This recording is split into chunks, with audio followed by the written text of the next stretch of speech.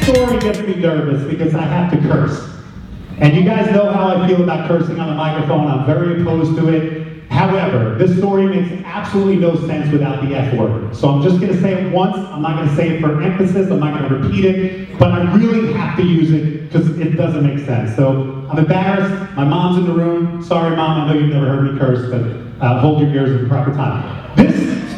This story is about Studio 54. And I don't know if you've ever read anything about Studio 54 or saw the documentaries. Studio 54 was just the most outrageous club in its day. Disco was huge in the late 70s, and Studio 54 was the place. Celebrities every night of the week, debauchery, drugs, just everything. However, this story is not about the inside of Studio 54. It's about the outside of Studio 54.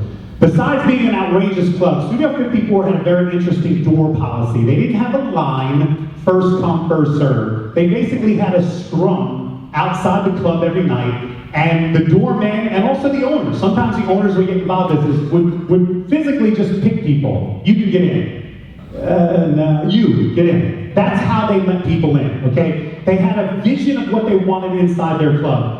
The right mix of black and white, the right mix of straight versus gay, the right mix of female versus, that's what they were looking for.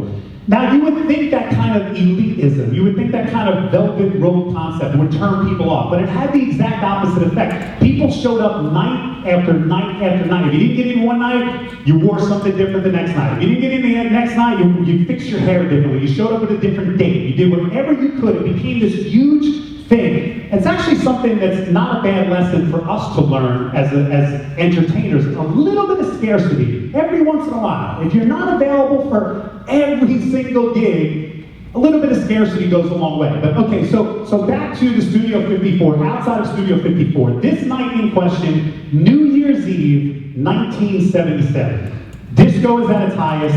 Studio 54 is the mecca for all things disco, and this is New Year's Eve. So this is going to be a tough night to get in. So tough, in fact, that the band Chic, Nile Rodgers, and his bandmates get turned away at the door. They want to get in, their name is supposed to be on the list, they get turned away at the door.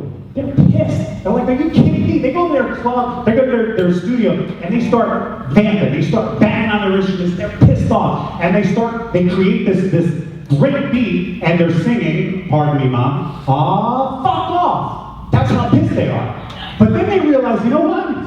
This song has some potential. So they change it to Aw Freak Out, and they come up with their first ever #1 hit.